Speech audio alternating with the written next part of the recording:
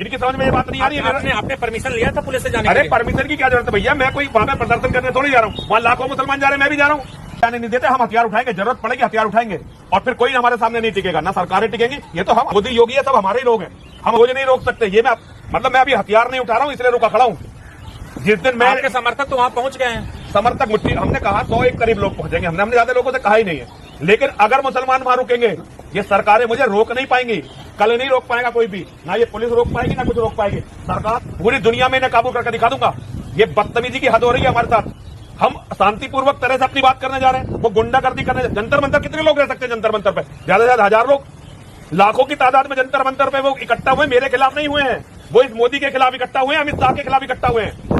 दोस्तों अस्सलामु अलैकुम वरहमतुल्लाहि वबरकातुहू। जैसा कि आप लोगों को मालूम है दोस्तों कि वक्फ बोर्ड के बारे में जो जंतर मंतर में धरने देने की बात जो हो रही थी और प्रशासन से परमिशन ले भी लिया था और आज वहाँ पर लोग प्रोटेस्ट कर रहे थे और मुसलमान उनका साथ भी दे रहे हैं और मुसलमान जमा भी हुए हैं और पुरसुकून इत्मीनान के साथ अमन शांति के साथ मेरे दोस्तों वहाँ वक्फ बिल के खिलाफ जो बिल लाया है उस बिल के बारे में बातें कर रहे हैं। आप इस वीडियो को सुनिए। हिंदू धर्म में बाय कस्टम बाय यूसेज वो मंदिर की जायदाद बन सकती है, तो नरेंद्र मोदी वक्फ बाय यूजर को इस तरह से खत्म कर रहे हैं कि अगर कोई डिस्प्यूट होगा या गवर्नमेंट प्रॉपर्टी होगी तो वक्फ बाय यूजर नहीं रहेगा। दिल्ली में 123 वक्फ की जायदादें हैं जिस पर मरकजी हुकूमत का कि ये गवर्नमेंट की प्रॉपर्टी है। कलेक्टर को इख्तियार देने का मतलब यही है कि कलेक्टर हुकूमत के हक में फैसला देगा। मरकजी हुकूमत कहती है कि वो गवर्नमेंट की प्रॉपर्टी है।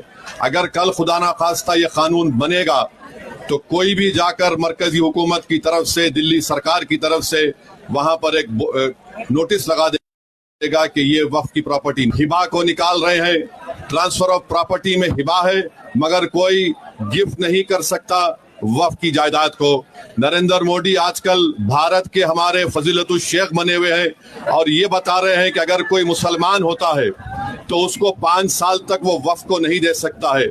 ये कहां से इनको मालूम हुआ? कौन सी फिक्र ये की किताब में लिखा गया? तो इनका मकसद एक ही है कि भारत के मुसलमानों से उनकी सियासी और मजहबी शनाख्त को छीन लिया जाए। मेरे दोस्तों आप इस वीडियो में देख सकते हैं कि आतंकवादी भगवाधारी यति नरसिम्हानंद जो है ये किस तरह से माहौल को खराब करने की कोशिश कर रहा है और पुलिस के सामने में, और पुलिस को धमकी भी दे रहा है कि हम हथियार उठाने पर मजबूर मत करो, मुझे जाने दो। आप इसको वीडियो भी सुन लिए मेरे दोस्तों। आगे क्या रणनीति होगी अगर आपको जाने नहीं देते हैं तो? आगे जाने नहीं देते, हम हथियार उठाएंगे, जरूरत पड़ेगी हथियार उठाएंगे और फिर कोई हमारे सामने नहीं टिकेगा, ना सरकारें टिकेंगी। ये तो हम आराम से अपने घरों में बैठे हुए, हम ये सोच रहे हैं अभी भी देश हमारा है और ये हमारे ही पुलिस वाले और ये जो मोदी योगी है सब हमारे ही लोग हैं। हम अभी तक ये सोच रहे हैं, लेकिन हमारे पास ये आखिरी जमीन है, हमारे भी अस्तित्व का प्रश्न है।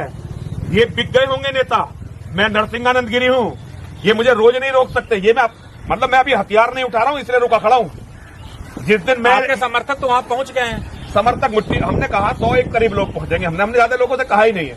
लेकिन अगर मुसलमान वहां रुकेंगे, ये सरकारें मुझे रोक नहीं पाएंगी, कल नहीं रोक पाएगा कोई भी, ना ये पुलिस रोक पाएगी ना कुछ रोक पाएगी। सरकार काबू करे इन दंगाइयों को, वरना मैं काबू करके दिखाऊंगा नरसिंहानंद गिरी। मैं इन्हें, और ये केवल यहां पे नहीं पूरी दुनिया में इन्हें काबू करके दिखा दूंगा। ये बदतमीजी की हद हो रही है हमारे साथ। हम शांतिपूर्वक तरह से अपनी बात करने जा रहे हैं, वो गुंडागर्दी करने। जंतर मंतर कितने लोग रह सकते हैं जंतर मंतर पे? ज्यादा से ज्यादा 1000 लोग, लाखों की तादाद में जंतर मंतर पे वो इकट्ठा हुए, मेरे खिलाफ नहीं हुए हैं, वो इस मोदी के खिलाफ इकट्ठा हुए हैं, अमित शाह के खिलाफ इकट्ठा हुए हैं।